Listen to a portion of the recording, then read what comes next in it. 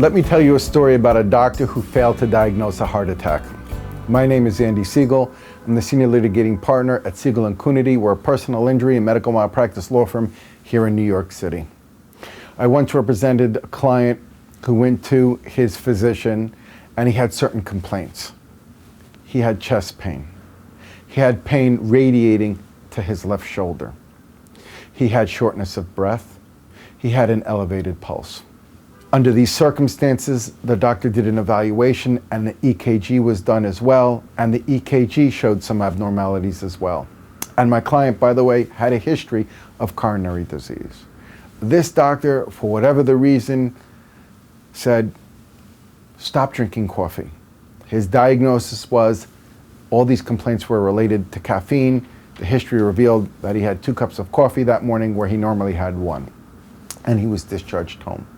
At the deposition, I brought all these factors out, that all these signs and symptoms were consistent with an evolving and an impending heart attack, and he agreed.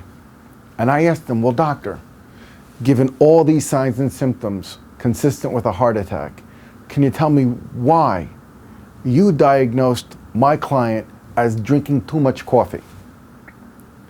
He said, well, I didn't think it was a heart attack because he didn't clutch his heart. I go, what do you mean clutch his heart? I didn't understand. He said, well, in the examining room, my client went like this.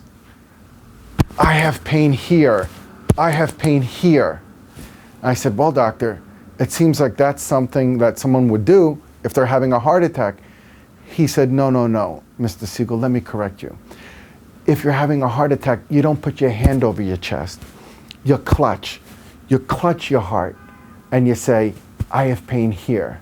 I said, so doctor, are you telling me that you diagnosed an overdose of caffeine as versus a heart attack because my client placed his hand over his heart rather than clutching?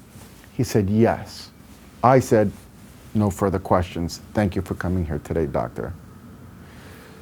My name is Andy Siegel. Dial 212-532-0532 if you have any questions regarding any medical care that you've treated or if you've sustained injury as a result of someone else's negligence. Thank you for listening to this short story.